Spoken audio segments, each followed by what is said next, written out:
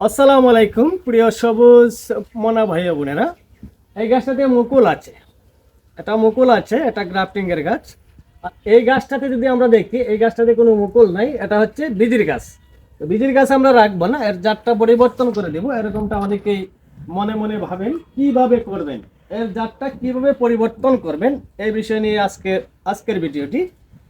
এটা মাটি থেকে 3 থেকে 3.5 ফিট উপরে আমরা যদি এখানে সুন্দর করে একটা করাতের সাহায্যে এটাকে কেটে দেই, দিয়ে মাথার অংশটাকে সরিয়ে এই কাটা অংশে যদি আমরা কপার জাতীয় ছত্রাকনাশক পেস্ট করে লাগিয়ে দেই, দেওয়ার পরে এই গাছের চতুর্দিকে ধরেন 4-5 হাত পর্যন্ত আমরা সুন্দর করে পানি দিয়ে এখানে ভিজানোর পরে কোদাল দিয়ে কুপিয়ে এখানে আমরা 10 থেকে 15 কেজি গোবর, এই 2 থেকে 300 গ্রাম টিএসপি, 100 গ্রাম ইউরিয়া, 100 গ্রাম জিপসাম, 100 গ্রাম এমওপি লাল সার আমরা যদি ব্যবহার করি, কিছুদিন পরে দেখবো আমরা এই জায়গা থেকে নতুন নতুন এই কুশি বের হচ্ছে। এই কুশিগুলা যখন 1-1.5 মাস বা 2 মাস বয়সের হবে, তখন এখানে গ্রাফটিং এর মাধ্যমে এই গাছের জাতটাকে আমরা পরিবর্তন করে দিতে পারবো।